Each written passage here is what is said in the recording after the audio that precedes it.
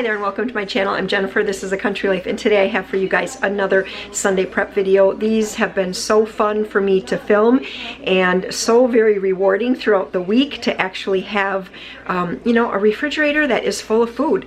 And it just makes these days, especially now that we're starting to get some nicer weather here in Wisconsin, it's so nice to have food ready to go for lunches and suppers and whatnot. And I also have heard from many of you that you really enjoy these Sunday prep videos, and I have to be honest, I think I prefer cooking this way than huge bulk cooking. I don't mind doing bulk cooking for certain things, but there are some things that we just prefer to eat, you know, either made just fresh that day or just kind of prepared maybe on Sunday and then cooked maybe Wednesday, Thursday, that kind of thing. Anyway, let's get on with this. I was in the hot tub a little bit ago. That's why my hair is wet here. We had Sunday Mass at home this morning. We have one more week of home church, and then we will be able to go to Mass. We don't know exactly what that's going to be looking like, but I am getting very excited about that. Just glad to be back with the Eucharist, glad to be back with, or looking forward to being back with, you know, just the community worshiping together. So, okay, so what I'm going to be doing today, I have kind of a list going of some meals that we have not eaten over the last 3 weeks or so since my great big grocery shop, and I am starting to get low on certain things. For example, we're completely out of milk, well, besides what we have in the fridge, and I am just getting low on certain items, so some of the things I really can't prep a whole lot, so I'm going to do what I can today using what I have in the freezers and things. I did pull out some soup bones because I have a number of these packages of beef soup bones, and I thought that I would use my electric pressure cooker. Mine is the Elect Homes brand simply because they sent it to me. I've used it a few times. I like it. It's just, it doesn't come second nature to me right away. Is that the right use of that phrase? I still have to kind of think about it when I use it. But I really want to get used to using this so that it becomes more something that I can do without a whole lot of thought. So I thought, I think I can fit all 4 of these packs of soup bones in there. I'm going to cover it with water, and then we're just going to pressure cook it. I don't even know how long. I'm going to have to look up in the direction booklet and figure that out, and I'll let you know more about that as I get to it. I also brought up a venison roast. This is a 2-pound roast. This one, I'm not going to do anything to it today. I'm just going to set it in the fridge to thaw, and then when it's almost thawed, probably like tomorrow, it'll still be a little bit icy. I'm going to slice it in half the long ways and then slice it really thin, and I'm going to make pepper steak. That's a recipe that I already have on my channel here someplace. I will link to that in the description box for you guys. I have to remember to go find that. And I may be able to get some of the veggies cut for that, though today I'll have to pull out the recipe and check. I also, and at this point, I don't know what else exactly I'm going to be able to get done. Maybe dicing up some veggies and stuff for the soup. We'll see. But let's just at least get this started for now.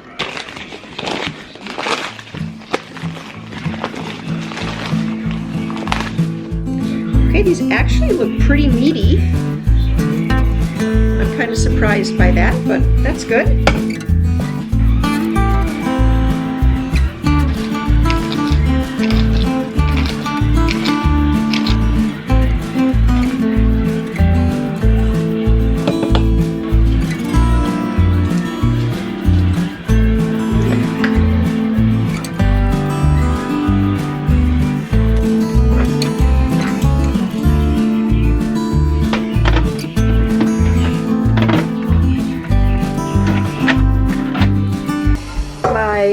Pressure cooker here is coming up to pressure, and I just did the soup broth button.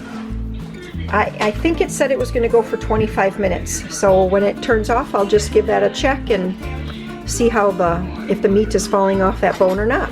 When I seasoned up that water for making the beef soup bones, or you know, pressure cooking those up, I used up the last of my minced onion. And what I like to do, because I keep mine in a drawer, and so I'm always looking at the tops of all the containers, I like to write with a Sharpie marker what it is, and then if I do happen to buy the same brand of spice, you know, another time, I can just transfer the lid. So I'm in luck this time. I had Aldi minced onion again in the pantry, so I just replaced that and I'm good to go.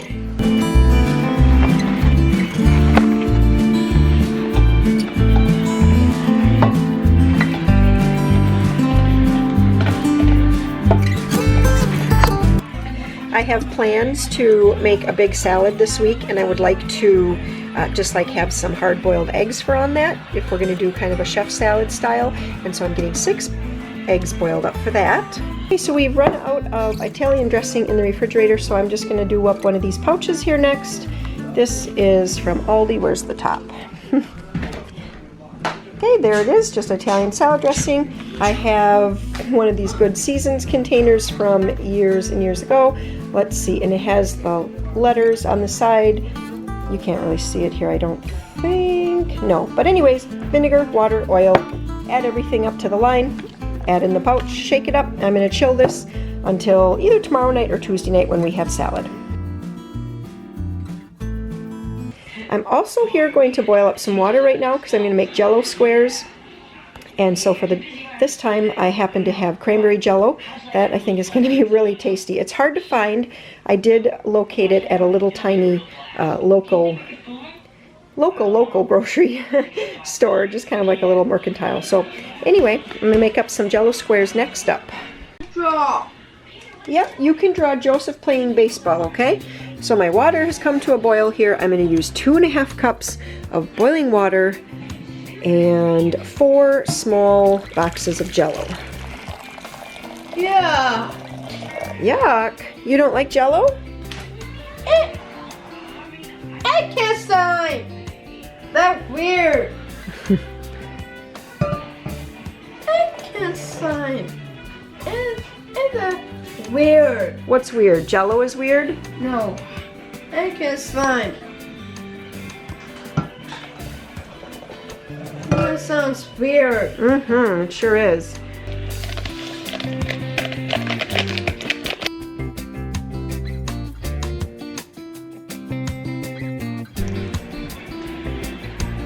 We're dressed appropriately, right? Yeah. Yeah. Just don't want to get any. I have pants on, even during the pandemic. Well, not really. I have shorts on. Okay, the camera was on. That's fine. I'm not scared. So if you haven't noticed, Warren has joined me in the kitchen. He's feeling a little, I don't know what he's feeling right now, but it's a rainy day and so we're all just hanging out in the house. So sometimes the Jell-O gets really frothy and sometimes it doesn't. I really don't know why. But anyway, I'm just going to put this in the fridge now, let this firm up. We'll probably just munch on these, oh, I don't know, tonight for supper and then probably tomorrow. Joseph has also joined me in the kitchen and he's doing lots of drawing. What are you drawing here today, bud? Arms, the boots, and the pants. Oh, good, you put arms. Yeah, I told him, I said you need some arms. It's a mouth. And you have a mouth? Ears, and then here. And there's. Do you have hair? Did you put some hair on you? Yeah. Go put some hair. Okay. And Warren, what are you going to make? Popcorn balls. Famous? Family favorite. Yep, famous popcorn balls. Yep. I think you've made this in a video before, or at least maybe you were making them in the background. Yep. Delicious. Yeah, they won't make it till bedtime. They'll be gone. Yeah, probably. It's like 1 o'clock right now.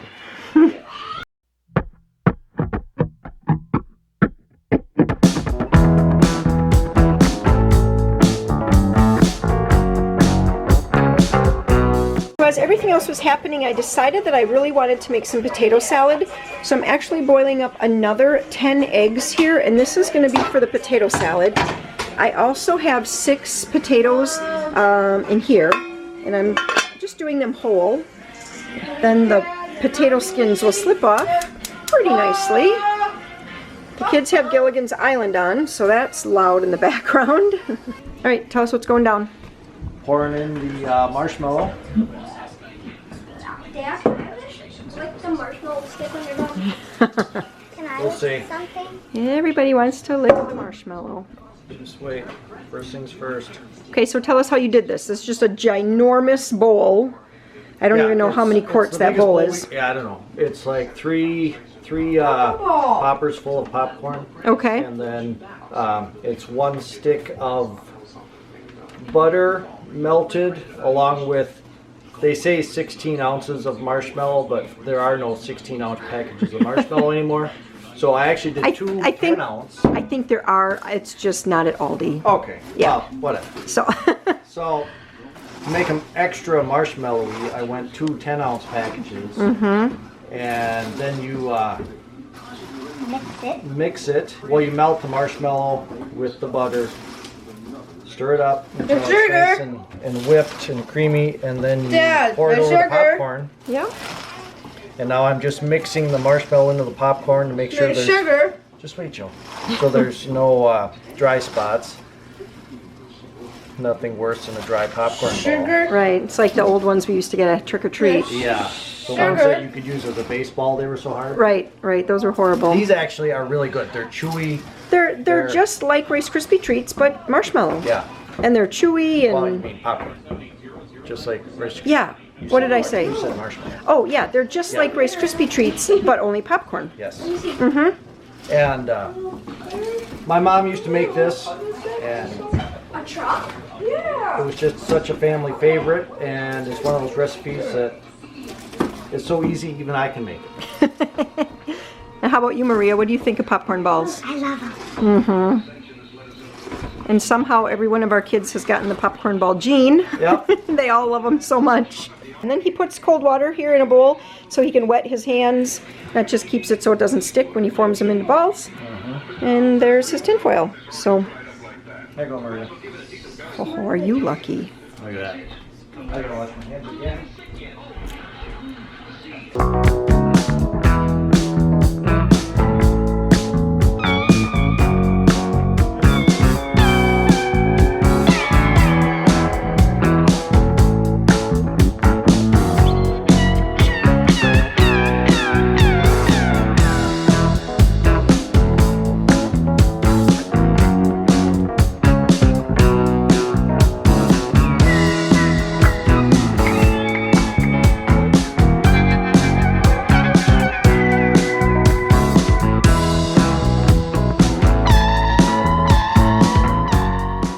Okay, I just had the moment of truth with my pressure cooker here, so I took the lid off, and if you don't know this, you shouldn't take the lid off and then turn it like that to put over here because some water drains out of it and it's very, very hot.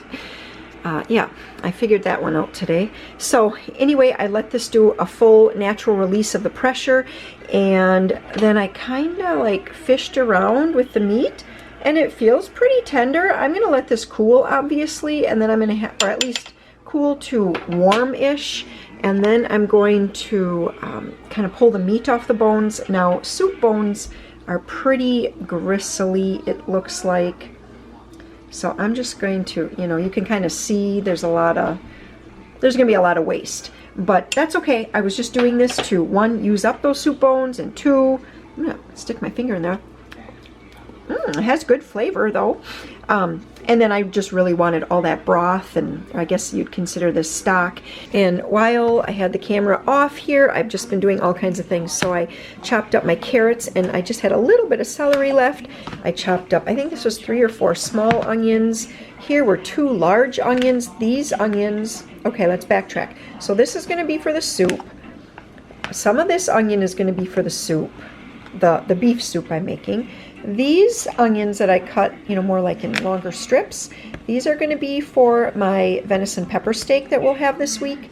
I only had 1 green pepper, and so I sliced that up.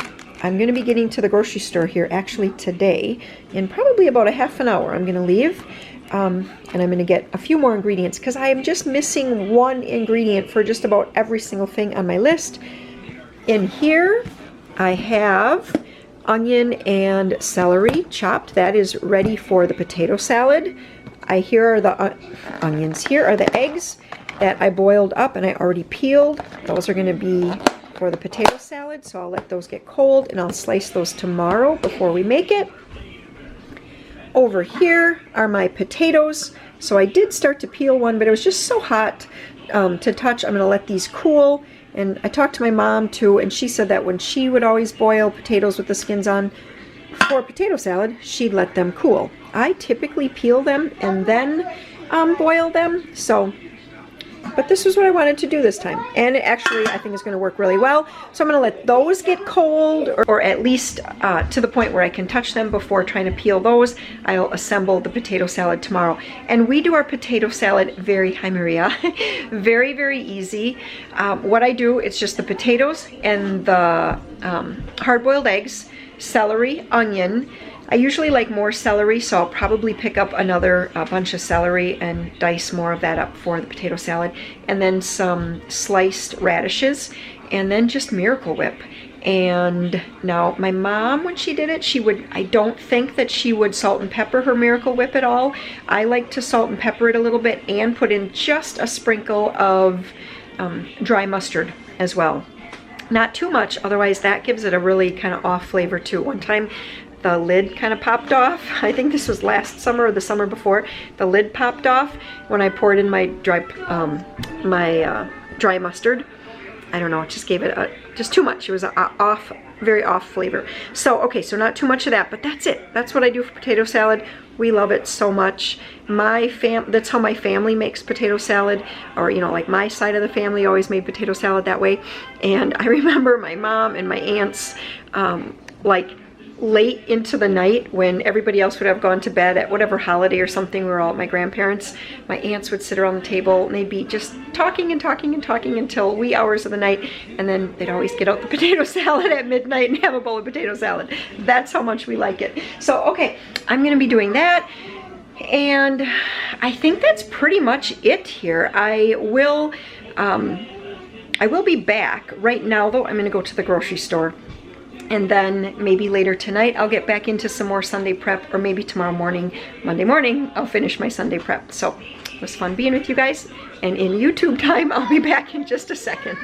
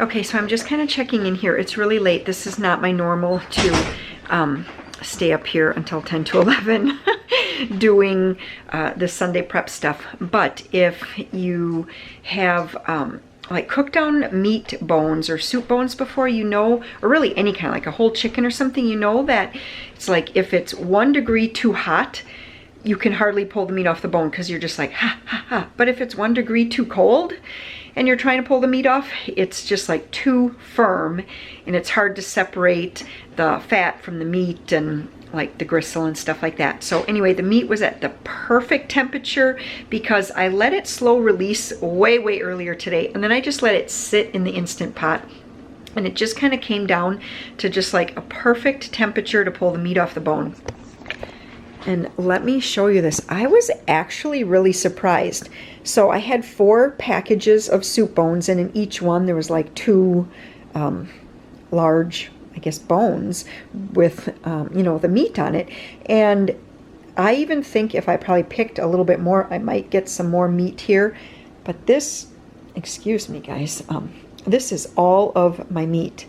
And that is a ton of meat. That could make a huge amount of soup. What I'm probably gonna do is turn half of this into a beef vegetable soup with the vegetables that I already cut up earlier today. And then the other half of this, I'm just going to package up and think about it. I might make like a beef stroganoff next weekend. Oh, I don't know if that would be enough to feed all those people, but we'll see. But anyway, that is what I'm going to do. Maybe I'll just make it into one giant. I'm kind of talking and thinking here all at the same time. But anyway, that's what's going down. This is going to be saved. Eska is going to be so excited about that tomorrow. And then over here is like the broth that's left. So I'm actually just going to put this in the refrigerator. Tomorrow I will... I just don't really want to separate it right now tonight because I'm getting kind of tired here. I want to go to bed, but I'm going to put this in the fridge. That fat will firm up. I'll just peel the fat off. I'll be left with the delicious beef stock. I think it smells delicious. And yeah, I'll season this up a little more. Anyway, so hopefully tomorrow I will get school done with the kids, and then I will get back to kind of the Sunday prep, because I feel like I'm leaving a lot of loose ends here right now. I've got like a lot of little bits of stuff done, nothing really completed all the way, which I'd kind of like to have some things completed all the way. So we'll see what comes. Again, my time, I'm going to be going off to bed and then doing school in the morning, but YouTube time, I'm going to be back in just like a second. It's a new day. I know maybe you guys don't think it is because I'm wearing the same thing, but I just tend to wear the same clothes over and over until they are seriously soiled. Puppies! So, yes, okay, just a minute. It's a rainy day, so it's been really easy to keep the kids in here to do school, and this is really technically going to be our last week of school. It may not even be a full week because we have some other things going, and so Peter is trying to get through one of his workbooks that I wanted him to just finish for the year. Joe is doing handwriting, Maria's working on some math, and I'm in the kitchen, and Warren is on a Zoom meeting right now. So, and this was the plan that I kind of wrote out yesterday, that I was sort of loosely working through, trying to get some things done on this list. I decided that tonight we're going to do the cheese fries, and probably not the big salad because I made the potato salad yesterday, so we're going to have that. So what I'm going to work on here first, all right, so the first thing I'm going to do here today is just get my mozzarella cheese shredded so it's ready to go for supper tonight. I told you that I was going to do the cheese, and then what happened is I went and did algebra with Sam, but I'm back. My little kids, they were doing the last little bits of their school while I was doing algebra with Sam, and now if you guys can hear them.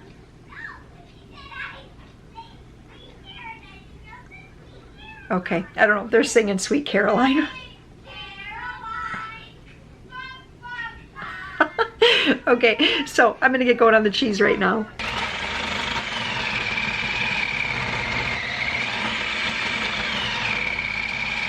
Okay, so next up I'm gonna get my beef vegetable soup going. So those are the carrots and the celery that I diced up yesterday. I'm going to throw in some of the onion that I diced up yesterday as well. And then I decided I'm going to dice up these 3 potatoes. I'm going to skim the fat from the stock that I made yesterday. I'm going to pour all of that stock in here. I'm going to add probably half or so of this, of the soup bone meat that I took off the bones last night. I'm also going to put in some quick cook barley, and I'm just going to make sure that my crock pot, this is a 7-quart crock pot, I'm just going to fill it up as full as I possibly can. I'll taste the stock, see if I need to add in some more salt. Maybe I'll throw in a couple beef bouillon cubes, something like that. I'm just going to taste it as I go to make sure that it has enough flavor. But that's all I do for a beef vegetable soup. And I'll just put this in the refrigerator, just like this. I mean, my carrots are still uncooked. The potatoes will be uncooked. And I'm just going to put it in the fridge. And then on the day that I want to make this, which will probably be, I would say, let's see, it's Monday morning right now. I would say I'm probably going to want to make this by Wednesday. Wednesday morning, I'll just take the crock pot out, put it on low, and I'll let it go all day long. Because I can start it like at 7 in the morning. I mean, really, whenever I wake up, because it'll be all ready to go. And that sometimes is the key when you're using a crock pot recipe. Yeah, so it just always makes me laugh when I see recipes that say, crock pot recipes are great for, you know, busy working moms and things like that. I'm like, wait a minute, I don't have 20 or 30 minutes. And I don't really think other moms always have 20 or 30 minutes to put together a crock pot recipe in the morning, especially if something has to be like pre-cooked or browned or something like that. So anyway, I like to have my crock pot recipes ready to go like a couple days in advance when I do have some more time, and then on the morning when I want to, and then the day that I want to cook it, and just put it right from the fridge right into the crock pot base. Sometimes I'll just turn it on warm. Since I am at home, I have that, you know, I have that ability to do that. Just turn it on warm for about an hour before I crank it up to low, and just let it cook all day long until we're ready for supper. So that's what I'm going to do with this. It's going to be really, really easy. It's going to be tasty. I tasted that,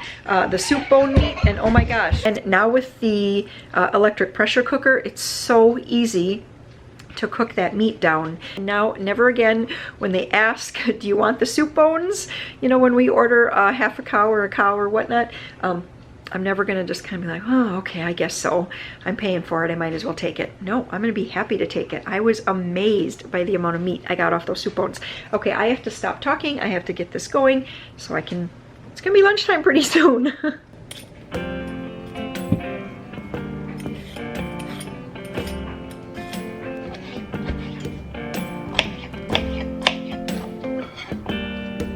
Today I'm just scraping the fat that's on the top of my stock here because I let it get cold overnight. If you are doing this and you don't have time to let it cool, then you're going to want a fat separator, which I have.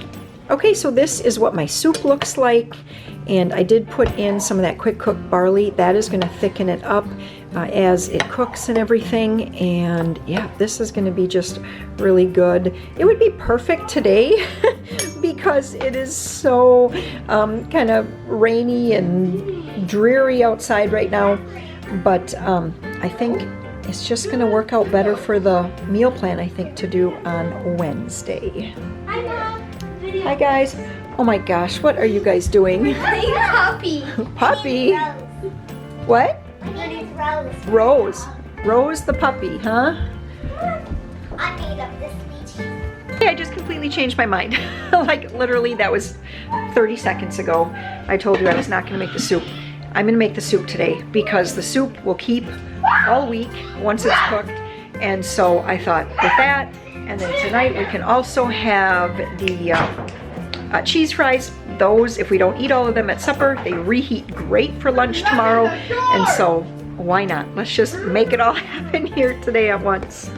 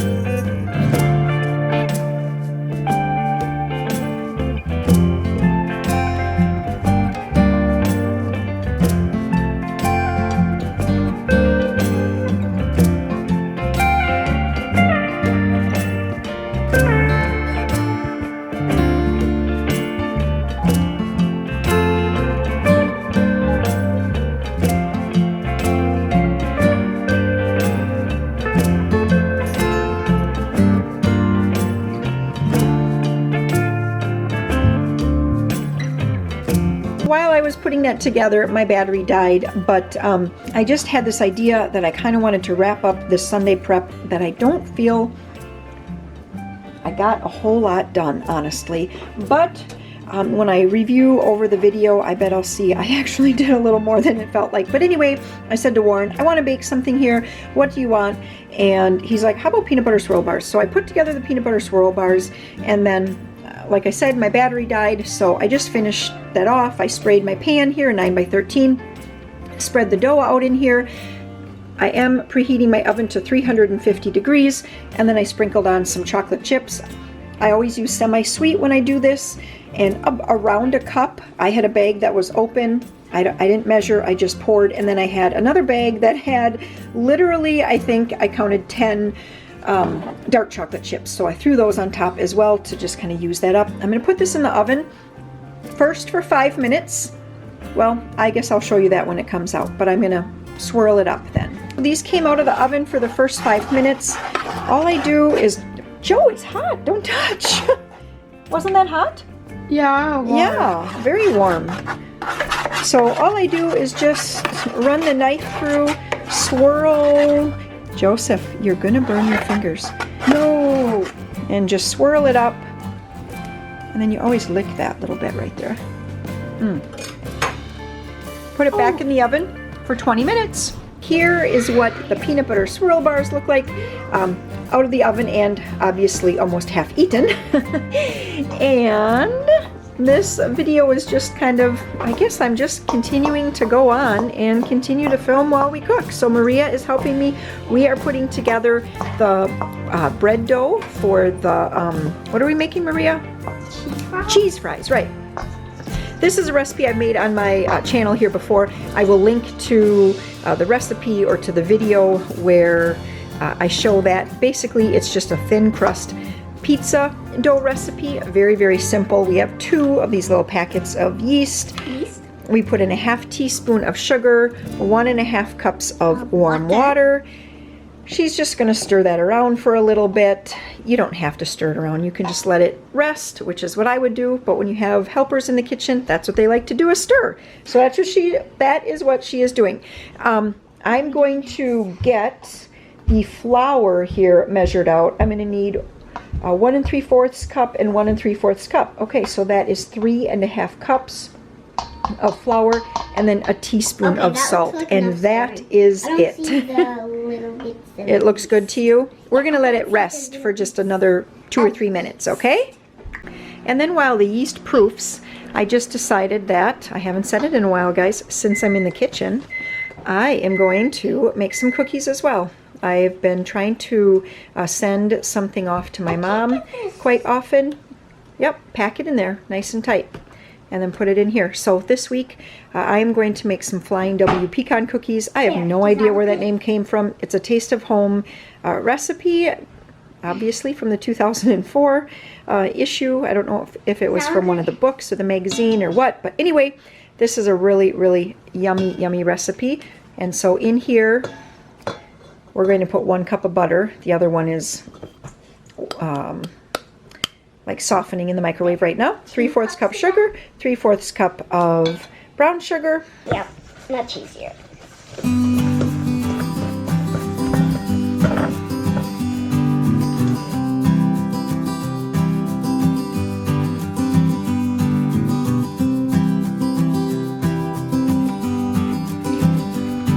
No, keep stirring.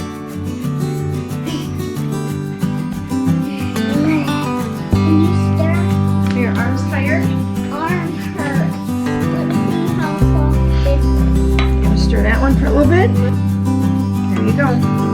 Just kind of turn it and do that until it's not quite so sticky.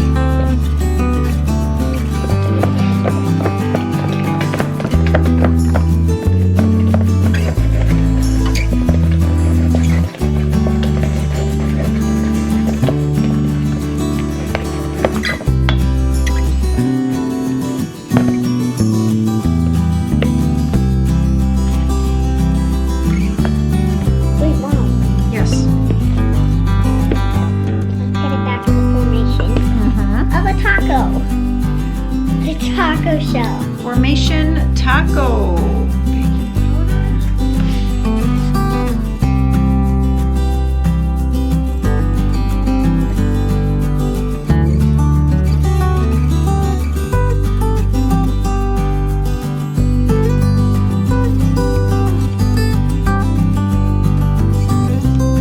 So these pecan cookies has quite a dry dough.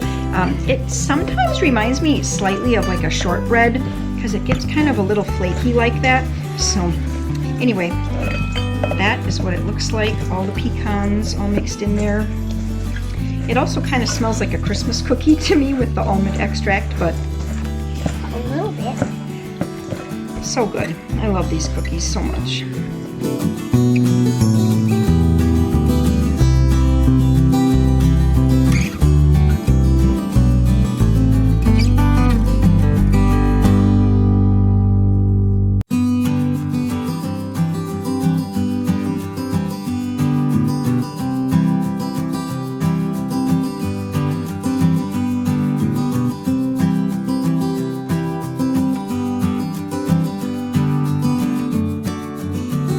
So from the very original recipe, I did double it today because I just wanted to have a lot so that we have a chance of having some leftovers for lunch tomorrow.